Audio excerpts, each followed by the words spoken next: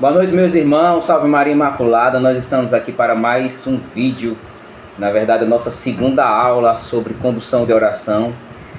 Antes de nós iniciarmos, eu esqueci de fazer, esse ritual, pequeno ritual aí na nossa primeira formação, mas nós vamos clamar o Espírito Santo, sobre nós, para que a gente possa ter uma boa formação, uma boa aula, para que a gente possa compreender tudo aquilo que for ser passado aqui, amém? Então, nós estamos unidos em nome de Deus que é Pai, Filho e Espírito Santo. Vinde, Espírito Santo, enchei os corações dos vossos fiéis e acendei neles o fogo do vosso amor. Enviai, Senhor, o vosso Espírito, e tudo será criado, e assim renovareis a face da terra. Oremos. Ó Deus, que instruísse os corações dos vossos fiéis, com a luz do Espírito Santo, fazei que apreciemos retamente todas as coisas, segundo o mesmo Espírito, e gozemos sempre de suas eternas consolações. Por Cristo Senhor nosso. Amém. Em nome do Pai, do Filho e do Espírito Santo. Amém. Hoje eu vou passar algumas dicas, para que a gente possa conduzir bem nossos momentos de oração dentro do Movimento Católico Nova Geração. De repente você está vendo esse vídeo e você não faz parte do Movimento Católico Nova Geração, mas é muito bom, muito lícito. Fico feliz, você estar aqui também, porque tudo é crescimento, Mesmo que você não pertença a esse carisma do Movimento Católico Nova Geração, mas você é de uma outra família carismática, essa formação serve para você também. Ela é obrigatória para os membros da pregação do Movimento Católico Nova Geração, mas ela para todo mundo que conduz oração na família carismática. Falo na família carismática porque é mais presente, essa forma de oração em cujo tem uma pessoa ali conduzindo e outras pessoas sendo conduzidas, é mais a nossa realidade, embora possa acontecer também em outras realidades também. E aí, seja bem-vindo, independente de qual seja o seu objetivo aqui. Mas, para iniciar, uma dica que eu acho que é primordial, para a gente conduzir bem a oração, é você fazer alusões bíblicas. Eu não sei se você já participou de algum momento, você está ali na oração, e ali o condutor, ele começou a fazer algumas alusões bíblicas, e você, às vezes, está no início da caminhada, e você nem compreende aquelas passagens, você nem sabe do que se trata direito. Às vezes compreende parcialmente, mas não totalmente, e às vezes não compreende nada, não sabe. Mas só pelo citar da pessoa que está conduzindo a oração, você já se sente tocado, quando alguém vai falar ali que eu possa renascer, Senhor, no Teu Espírito Santo, assim como Nicodemos, aí faz a citação bíblica da passagem de Nicodemos. Que a Virgem Maria possa vir, na verdade, que o Espírito Santo possa vir como veio sobre a Virgem Maria, no cenáculo, em Jerusalém, no dia de Pentecostes, e são alusões bíblicas que vão enriquecer a oração. Então é lícito você fazer, é muito bom que se faça, na verdade é quase primordial que se faça alusões dessa natureza, Então, vale ressaltar, todos nós cristãos, nós temos a nossa vida centrada na palavra de Deus, na Bíblia. Claro, nós temos 3 verdades de fé na Igreja Católica, Sagrada Tradição, Sagrado Magistério, a Bíblia Sagrada, Sagrada Tradição, Sagrado Magistério, Então, não é novidade, que a Bíblia é de extrema importância que nós saibamos. É muito importante a gente saber e saber mesmo. Achar que isso às vezes é coisa de protestante somente, que saber a Bíblia de cor e salteado, com capítulos, versículos. É muito bom que o católico saiba também. Mas se não souber capítulo, versículo, onde está cada coisa, o capítulo, não falei o capítulo, mas saber ao menos as histórias bíblicas, saber a história da Bíblia como um todo, Mas isso é da noite para o dia? Não, isso aí é com o tempo de caminhada, você vai aprendendo, você vai tendo mais maturidade com a palavra. Eu costumo dizer nas minhas pregações, às vezes, nas minhas formações, que a palavra de Deus é como se fosse um relacionamento amoroso. Você, ao abrir a Bíblia pela primeira vez, você vai estar iniciando esse relacionamento.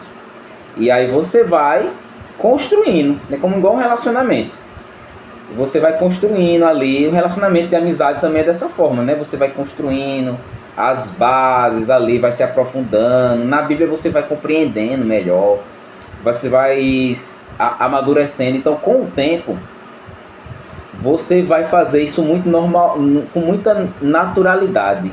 Normalmente você vai estar falando de citações bíblicas, mas você, por exemplo, está no início da caminhada, você ainda não conhece absurdamente a palavra de Deus. Não tem importância você pesquisar, né? Você vai lá, pesquisa algumas coisas da Bíblia, até porque isso é estudo, né? Você vai estar estudando e aí você vai tendo mais embasamento, mais repertório para você conduzir a oração. Vale falar novamente, né, que não é necessário que todo mundo compreenda logo de início, ou compreenda o que você vai falar de referência bíblica. Você não precisa explicar minuciosamente, você vai fazer referências, citações breves dentro da palavra. Você não vai fazer uma pregação dentro da sua oração, nada disso. São citações breves para enriquecer a sua oração.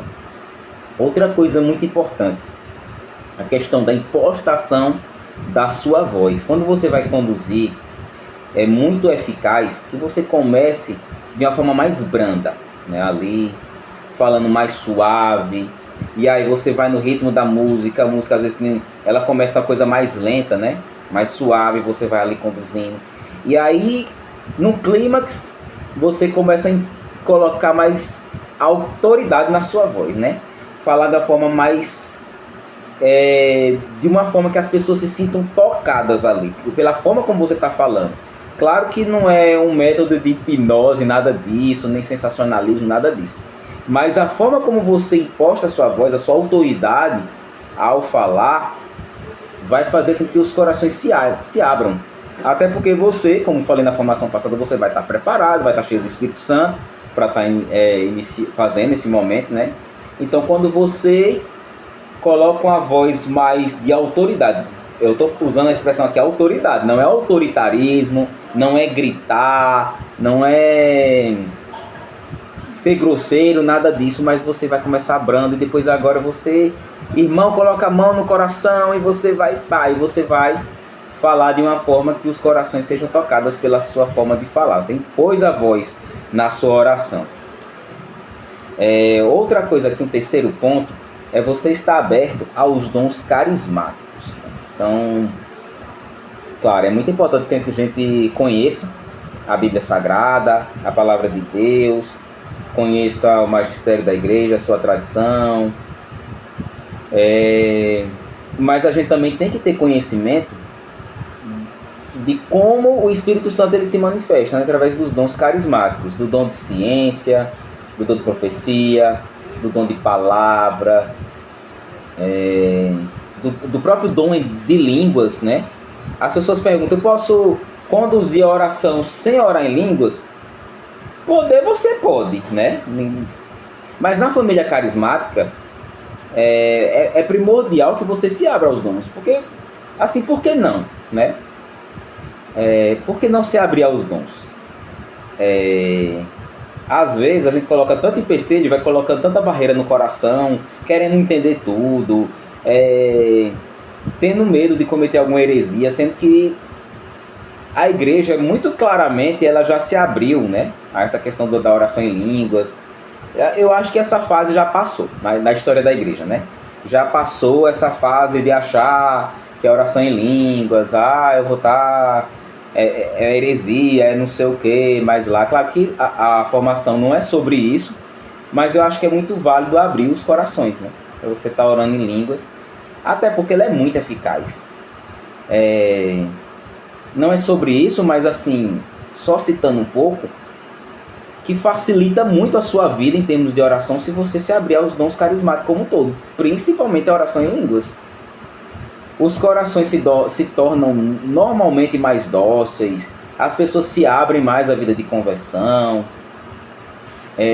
Às vezes você pode, mas eu discordo porque tem lá no meu grupo de oração, ou lá aqui no movimento, a gente estou falando de fatos isolados, eu estou falando da igreja como um todo, né?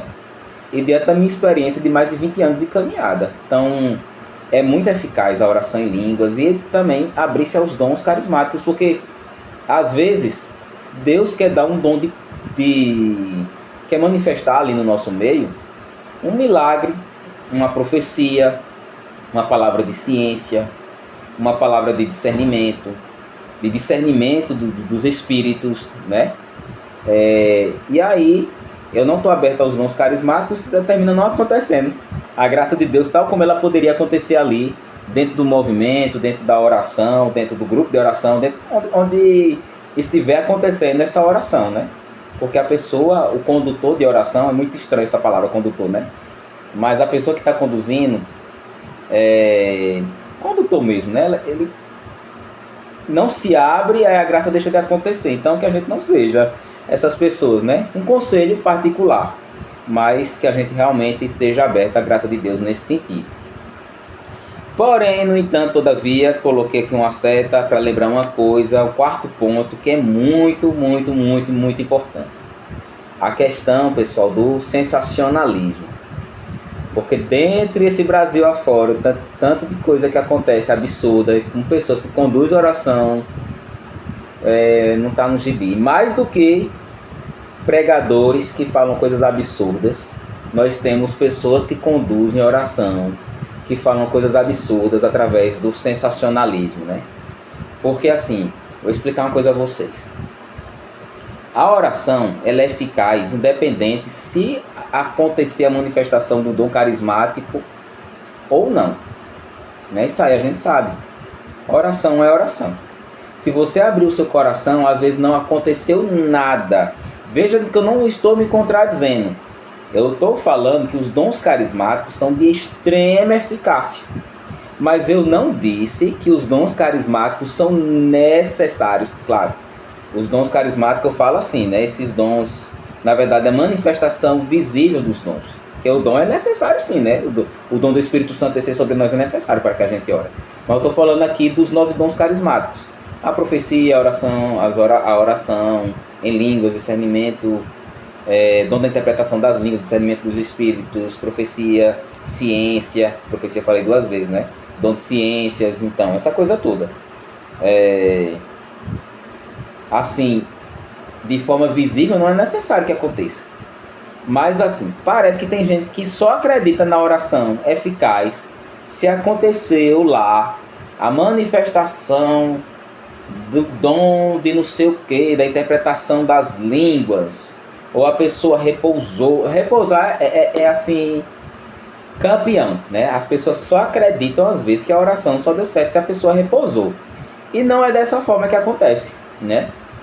É muito eficaz, é muito bom que aconteça, mas não é obrigatório que aconteça. E às vezes o sensacionalismo vem por essa via. A pessoa está lá, nem está em clima de oração direito, nem tá para repousar em nada, a pessoa vem empurrando, a pessoa forçando, e às vezes força coisa que não aconteceu. Então o que é o sensacionalismo? É quando não aconteceu a manifestação do dom carismático, a pessoa quer forçar como se tivesse acontecido. O sensacionalismo é basicamente isso. Dom de cura também, né? A assembleia é lá, a assembleia é grande, e a pessoa começa a falar de coisas que em grupo assim, grande de pessoas sempre tem. A pessoa está sendo curada de uma dor de cabeça. Claro que tem tanta gente ali, tanta gente que tem dor de cabeça, a pessoa vai achar que é para ela. Às vezes ela nem está sendo curada. Não está acontecendo essa graça, né? É um problema no estômago, problema não sei o que. Fala umas coisas bem gerais, que é para alguém, né, ali achar que é para ele, que está acontecendo, quando na verdade não está acontecendo nada daquilo, né? Teve uma vez, eu não vou citar nomes nem nada, eu acho que eu posso citar isso, porque ninguém vai saber de onde foi que aconteceu, mas eu estava participando de um grupo de oração, já participei de várias realidades de grupo de oração, essas coisas, porque eu me mudei muito de cidade, participei de grupos, às vezes o grupo acabou, então o grupo terminou se dividindo em 2, aconteceu muita coisa na minha história, na minha caminhada, né? Então participei de muitos grupos. Aí teve uma vez que eu estava em um grupo que eu estava meio... Tava acontecendo as pessoas me fazerem meio de Frei Damião ali. E aquilo tava me incomodando muito, eu tava ficando com muita vergonha, mas era uma pessoa que tava conduzindo a oração que sempre pedia para mim tocar nas pessoas. Não que isso não possa acontecer, mas assim, você põe a mão sobre as pessoas e tudo, né? Mas ele tava falando de uma forma tão sensacionalista que eu terminei tendo que sair daquele grupo de oração, né? Tive que sair, porque estava se criando um sensacionalismo, e esse sensacionalismo em boa parte estava em cima do meu nome. Assim, todo mundo sabe que eu não tô para isso, né? Que também não é da minha natureza, esse tipo de coisa. Eu até tenho um pouco de receio, né, de pessoas que veem muitos anjos, que estão assim no mundo muito espiritual, muito avançado, muito nível Padre Pio. Eu fico um pouco desconfiado, porque não é desconfiado na hora, né? Mas quando eu vejo a pessoa com alguma atitude de sensacionalismo, não pode acontecer. Então isso para mim é muito ruim, né? Então eu termino me afastando se eu ver uma realidade assim. E aí no nosso meio não pode acontecer. Nós não podemos ser condutores de oração que usem do sensacionalismo para, às vezes, para chamar a atenção, né? Para alimentar o ego. Às vezes a pessoa não está fazendo nem conscientemente, mas está querendo meio que alimentar o seu ego ali, inconscientemente está um monte de coisa, né? Colocando ali na oração, às vezes coisa que tem nada a ver, e a pessoa está colocando várias coisas ali e tudo mais, e às vezes gritando e berrando e forçando as pessoas a repousarem e falando. Eu já vi gente que fala, porque eu profetizo que tal dia vai chover, e aí fico assim falando numa época que realmente havia muita probabilidade de chuva, né? Porque era época de chuva mesmo, a data que ela falou. Porém, nem choveu nessa época, né? Então, já vi muita coisa absurda acontecendo aí em grupos de oração afora. Não somente na família carismática, mas em outras realidades também, de igreja. Parecendo meio que o protestantismo, né, gente? Tem ramos do protestantismo que é muito sensacionalista. Precisa muito desse negócio todo. E não é bom, né? Na verdade, isso deve ser um pecado muito grave. A pessoa tá querendo enaltecer, e às vezes acontece desse sensacionalismo tá muito ligada como se tivesse pessoas ali possuídas. Ele tá fazendo meio que um exorcismo, né? Não sei se vocês já viram, mas o nome do inimigo de Deus, do cão, ele é mais falado que o nome de Jesus, né? Que Deus agora está libertando, e não sei o que, e das cadeias, e de Satanás, e não sei o que, põe as mãos, empurra a pessoa, e grita, e não sei o que mais lá. Então, tenhamos cuidado, né, com essas coisas, porque essas coisas não vêm de Deus, né? Outro ponto, quinto ponto, o perigo de fazer alusões a coisas seculares, né? Às vezes você faz menção, usa palavras, termos, que às vezes são termos um pouco descolados demais, sabe? Meio que para transformar a sua oração numa coisa mais descolada, mais jovem, está conduzindo para jovem, e aí vai e usa alguns termos que, sei lá, são de filmes, mas da atualidade aí, de séries, de não sei o que, ou de bandas, ou algumas gírias para parecer mais jovem, alguma coisa. E a gente tem que tomar cuidado com essas coisas, porque às vezes não, eu creio que sempre, em vez de ajudar, atrapalha, né? Transforma numa coisa mais descoladinha, muito moderninha. E acho que a nossa base, tenho certeza que a nossa base deve ser a Bíblia Sagrada, né? A Bíblia Sagrada, a vida dos santos, esse linguajar, né? Mas não é um linguajar totalmente culto, né? Exagerado, mas é um linguajar um pouco mais formal dentro da palavra de Deus, dentro do que é o comum de igreja, né? De caminhada de igreja. E às vezes eu estou falando muitas coisas aqui e vai desencadear para algo que eu falei na primeira aula, né? Ou na primeira formação, que é você buscar referências. A gente, no momento que eu estou gravando esse vídeo, né? Não necessariamente no momento que você vai estar vendo, mas a gente está no período da quaresma.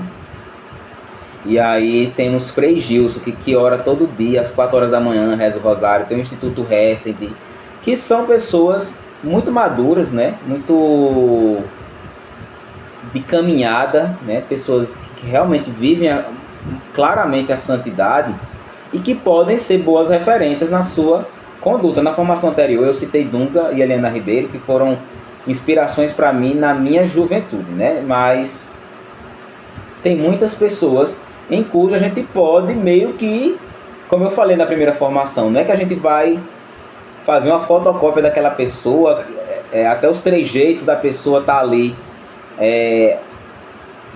pegando, né, para nós. Não, mas a gente vai ter como referência, ter como material, meio que entre aspas, um material de estudo ali para a gente conduzir a nossa oração. E veja que essas pessoas não ficam usando termozinhos muito descolados, muito da atualidade, muito cheio de coisinha, não fica querendo fazer alusões ao secularismo, que é para tocar no coração dos jovens, para ter mais abrangência, não sei o que mais lá. Eles não ficam usando esse tipo de artifício e tem extrema abrangência, né?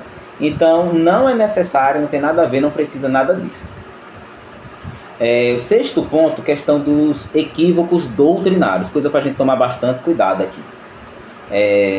Tudo que a gente ora, tudo que a gente professa, tudo que a gente anuncia, pode ser dentro da pregação, dentro da condução de oração, ou na nossa conversa particular, onde quer que seja, dentro do movimento católico Nova Geração, mas não somente, dentro da igreja como um todo deveria ser, dentro de todos os grupos deveriam ser, às vezes é mais, às vezes é menos, infelizmente, mas todo mundo tem que falar o que está salvaguardado pelo depósito da fé católica.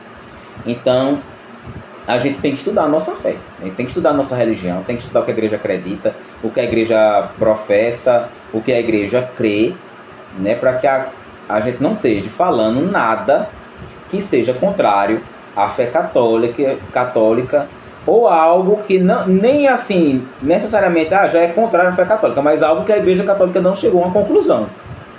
Não chegou a uma conclusão. E aí a gente está falando já como se fosse algo de extrema verdade, né, e tudo mais. Então, tomar cuidado, estudar. Se tiver dúvida, não falar. É muito importante falar só que tem certeza. Mas às vezes acontece, né? Às vezes acontece que você falou algo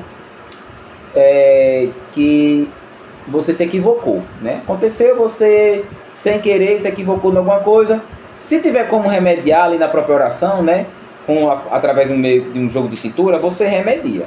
Se não, também não vai o mundo acabar por conta disso. O que não pode é ser uma prática toda hora acontecer. É algo ruim?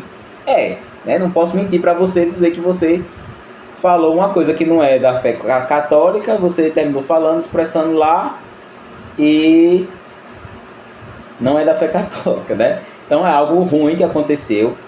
Mas agora, claro, se você falar um absurdo de fé, uma coisa extremamente fora do contexto, fora da caixinha, aí é algo realmente para a gente ficar bastante triste, porque fugir do que a gente acredita, do que a gente prega, do que a gente anuncia, é uma das piores tragédias que pode acontecer dentro do movimento católico Nova Geração.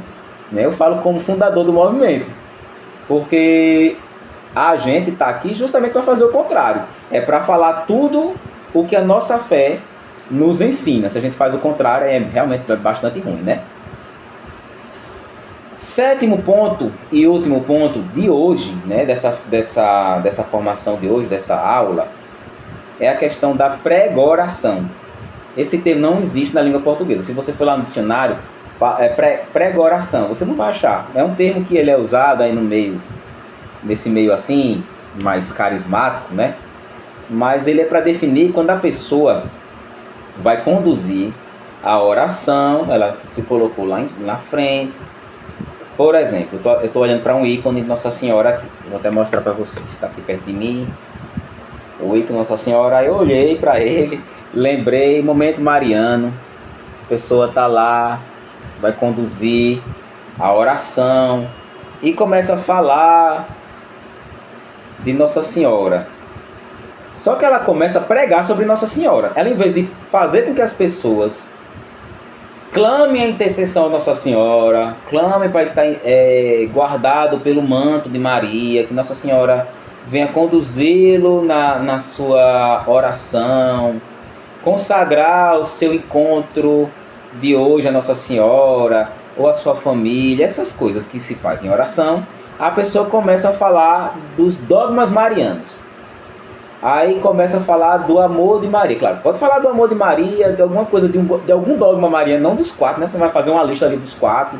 Mas essa explanação sobre Nossa Senhora, eu estou citando Nossa Senhora aqui, mas pode ser sobre qualquer um dos temas.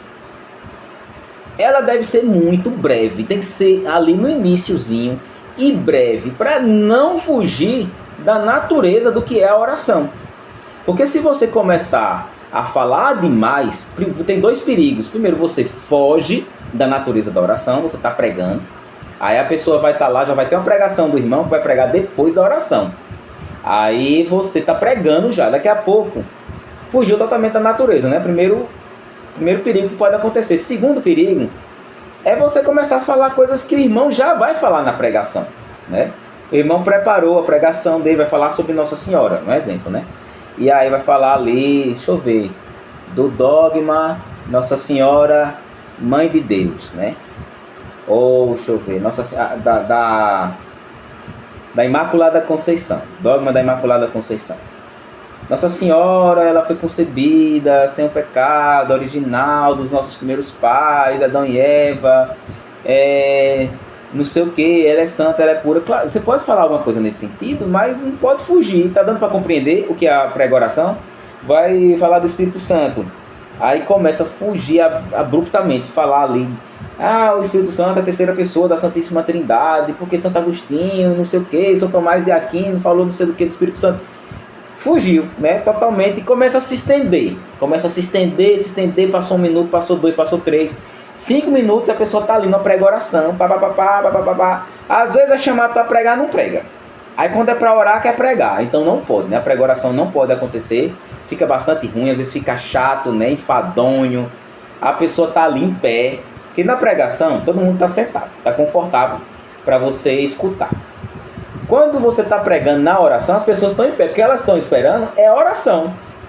E aí fica em pé e não vem nada de oração, só vem prega-oração, a pessoa pregando, e a pessoa só escutando, né? Mas não termina, a pessoa nem presta atenção no que seria uma pregação, também nem ora e nem faz nada, fica lá cansado, em pé, enfadado no encontro. Então, não pode acontecer, não é a natureza da coisa. Amém? Então, pessoal, eu acho que hoje que nós temos para falar isso. Peço a vocês que leiam o texto, né, dessa formação, dessa segunda aula, para que a gente possa fazer uma explanação boa aí, né, no dia que a gente for explanar. Às vezes você está assistindo esse vídeo, você não vai ter essa oportunidade, porque não faz parte do movimento católico Nova Geração, mas leia, né, de qualquer forma, leia o texto, vai fazer muito bem. Às vezes alguma coisa eu não citei aqui, né, esqueci alguma coisa, algum detalhezinho, está lá no texto bem explicadinho, então é importante até para você memorizar, né, alguma coisa. Nós vamos agora finalizar essa formação de hoje orando, né, juntos a nossa oração oficial do Movimento Católico Nova Geração. Amém? Te pedimos, Cristo, nosso amigo, que permitas brotar do teu coração o manancial do teu Espírito Santo sobre essa nova geração, para que, iluminados por ele, anunciemos a luz alvorada e a nova primavera do Evangelho. Que em ti sejamos jovens livres e valentes, que se atreva a proclamar com força e entusiasmo a própria fé, impactando o mal com o bem, o ódio com o amor e o mundo descrente com virtudes verdadeiras e autênticas. Que no amor à hóstia consagrada, à Virgem Maria e ao Papa, estejamos preparados a testemunhar com destemor o simbolismo da tua cruz redentora. Amém. Estamos e permaneceremos unidos em nome de Deus, que é Pai, Filho e Espírito Santo. Amém. Deus abençoe vocês.